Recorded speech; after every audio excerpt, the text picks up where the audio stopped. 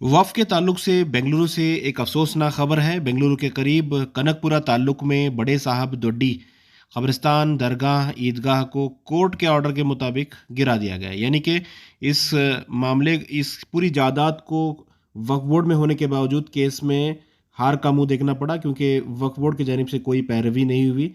लगातार नोटिस जाने के बावजूद भी कोई एक्शन नहीं लिया गया। केस में हार हो गई और इसे गिरा दिया गया है। ये जो है फूफा साहब, ये सब निशान थे गौसे पाक के, ख्वाजा गरीब नवाज के।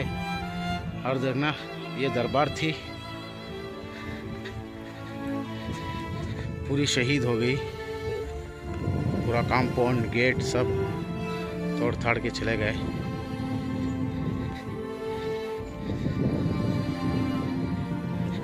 देखिए, यही मज़ार थी।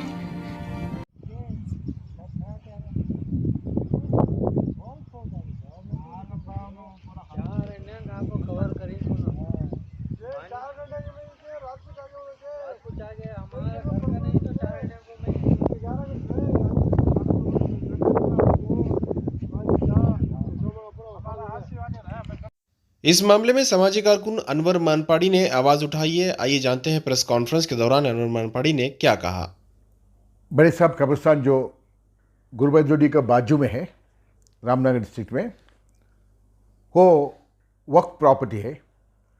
वो गज़ट नोटिफिकेशन 1964 में हो गया है। उधर से अब तक हमारा साथी है, हमारे पास ही है वो। और जो कुछ लोग उसको कब्जे में लेना चाहते हैं, वो उसके ऊपर एक केस डाला।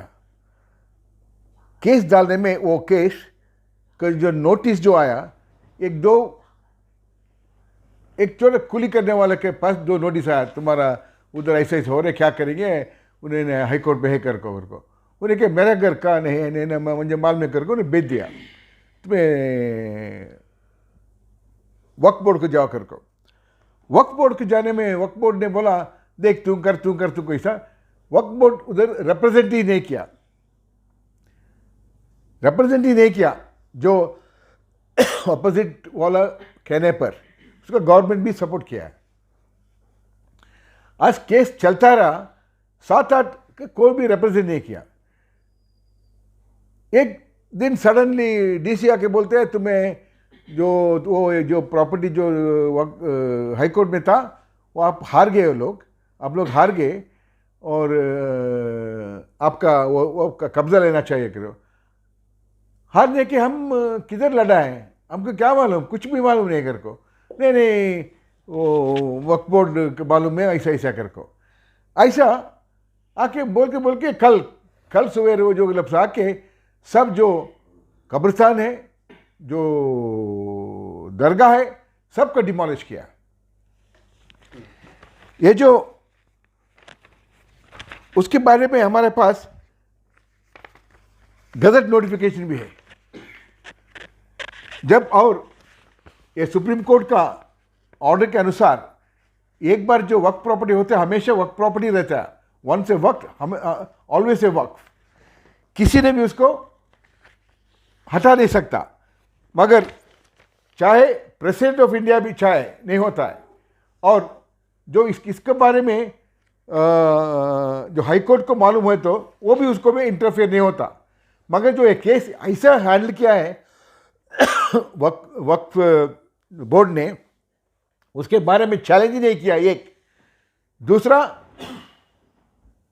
वो गजट नोटिफिकेशन उसको नहीं बताया। और जो सुप्रीम कोर्ट का ऑर्डर जो है, जजमेंट जो है, वो भी नहीं बताया।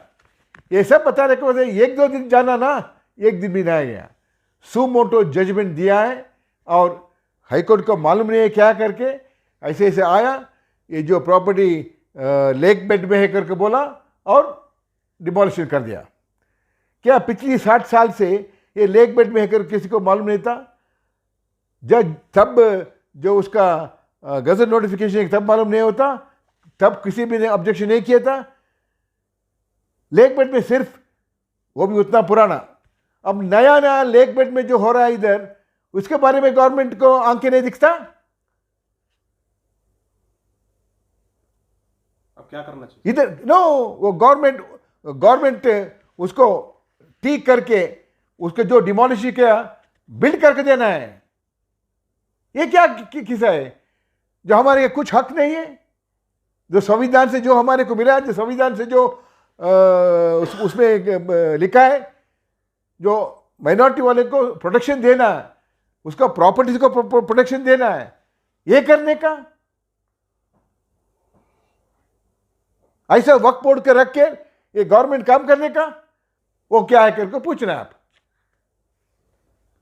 अभी क्या क्या डिमांड्स हैं आपके गवर्नमेंट का? जो बड़ा सा मकान है, बड़ा सा कब्रिस्तान है, उसके लिए क्या वक्फ बोर्ड का क्या जिम्मेदारी है? वो हमारा सरकार कैबिनेट डिसीजन लेके उसको वापस करना है, और जो कब्रिस्तान को वो उधर से गिरा के हटा दिया है वो रेस्टोर करना है, और जो दरगाह जो है वो डिमोलिशन किया है उसको बंद के देना है, जैसे था वैसा वैसे बंद के देना है। सबके साथ सबके पास किधर गया?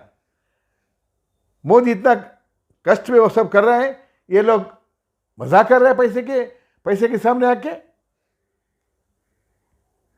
जो कौन सा डॉक्यूमेंट्स होना उसके बारे में हमारे पास है।